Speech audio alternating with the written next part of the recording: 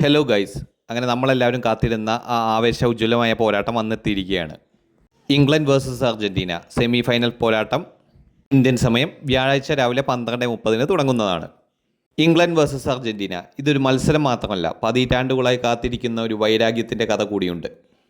ഫുട്ബോളിൽ ചില മത്സരങ്ങൾ വെറും 90 മിനിറ്റല്ല, ചില പോരാട്ടങ്ങൾക്ക് വർഷങ്ങളോളം നീണ്ടു നിൽക്കുന്ന കഥ കൂടിയുണ്ട്. ഇംഗ്ലണ്ടും അർജൻറ്റീനയും നേർക്കുനേർ വന്നാൽ അതൊരു സാധാരണ സെമി ഫൈനലല്ല, അത് ചരിത്രം, അഭിമാനം, പ്രതികാരം, ഫുട്ബോളിൻ്റെ ഹൃദയമിടിപ്പ് ഇവയെല്ലാം ചേർന്നതാണ്. അതിനൊരു ചരിത്രം കൂടിയുണ്ട്. വർഷം 1986, മെക്സിക്കോയിലെ ലോകകപ്പ്. ലോകം മുഴുവൻ ഇന്നും മറക്കാത്ത ഒരു മത്സരം. ആ മത്സരത്തിലാണ് ലോകം കണ്ട ഫുട്ബോൾ ചരിത്രത്തിലെ തന്നെ ഏറ്റവും വിവാദമായ ഗോൾ, മറഡോണയുടെ ഹാൻഡ് ഓഫ് ഗോഡ് ഗോൾ.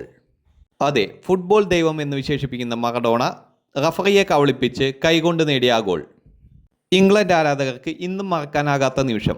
പക്ഷേ അതിന് വെറും 4 മിനിറ്റിന് ശേഷം മറഡോണ ചെയ്തത് അതിലും വലിയ അത്ഭുതമായിരുന്നു.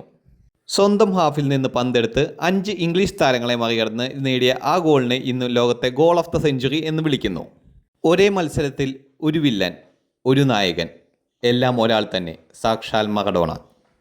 ആ ദിവസം അർജൻറ്റീന 2-1 ജയിച്ചു, പിന്നീട് ലോകകപ്പും സ്വന്തമാക്കി. എന്നാൽ ആ കഥ അവിടെ അവസാനിച്ചില്ല. 1998 ലോകകപ്പിൽ ഇരുവരും വീണ്ടും ഏറ്റുമുട്ടി. മൈക്കിൾ ഓവൻ്റെ അത്ഭുത ഗോൾ, അലൻ ഷിയറിൻ്റെ പെനാൽറ്റി, അർജൻറ്റീനയുടെ സനൈറ്റിയുടെ ബുദ്ധിപരമായ ഫ്രീ കിക്ക്, 90 മിനിറ്റ് ശേഷം സമനില. പിന്നീട് പെനാൽറ്റി ഷൂട്ടൗട്ടിൽ വീണ്ടും വിജയിച്ചത് അർജൻറ്റീന. ഇംഗ്ലണ്ടിൻ്റെ ഹൃദയം വീണ്ടും തകർന്നു. വർഷം 2002, വീണ്ടും ഒരു ലോകകപ്പ് കൂടി.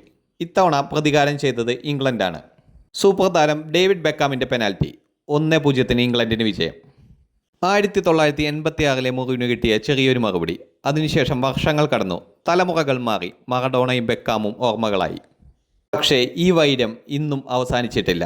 ഇന്ന് ഒരു വശത്ത് യുവതാരങ്ങളും സൂപ്പർ താരമായ ലയണൽ മെസ്സിയും ചേർന്ന അർജൻറ്റീന. കഴിഞ്ഞ തവണ ക്യാപ്റ്റൻ ലിയോ മെസ്സിയുടെ നേതൃത്വത്തിൽ ലോക കിരീടം നേടിയ തലമുറയ്ക്ക് പിന്നാലെ വന്ന പുതിയ പോരാളികൾ.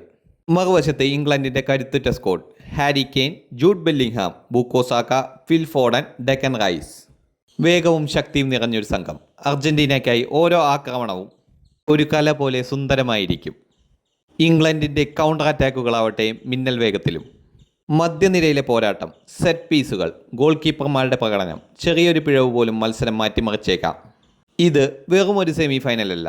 1986 ഓർമ്മകൾ, 1998 പെനാൽറ്റി വേദന, 2002 പ്രതികാരം, എല്ലാം വീണ്ടും ജീവിക്കുന്ന ഒരു രാത്രി. ചരിത്രം വീണ്ടും അർജൻറ്റീനയുടെ പക്ഷമാകുമോ, അതോ ഇംഗ്ലണ്ട് പുതിയ അധ്യായം എഴുതുമോ?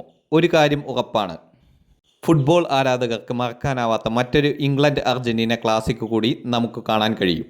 ആ സൂപ്പർ പോരാട്ടത്തിനായി നമുക്കേവർക്കും കാത്തിരിക്കാം. നിങ്ങളുടെ പ്രവചനം എന്താണ്? അർജൻറ്റീന വിജയിക്കുമോ അതോ ഇംഗ്ലണ്ടിനായിരിക്കുമോ വിജയം? നിങ്ങളുടെ മനസ്സിലെ സ്കോർ കമൻറ്റ് ബോക്സിൽ രേഖപ്പെടുത്തുക. കൂടുതൽ വാർത്തകൾക്കും വിശേഷങ്ങൾക്കുമായി ഈ ചാനൽ ഇപ്പോൾ തന്നെ സബ്സ്ക്രൈബ് ചെയ്യുക.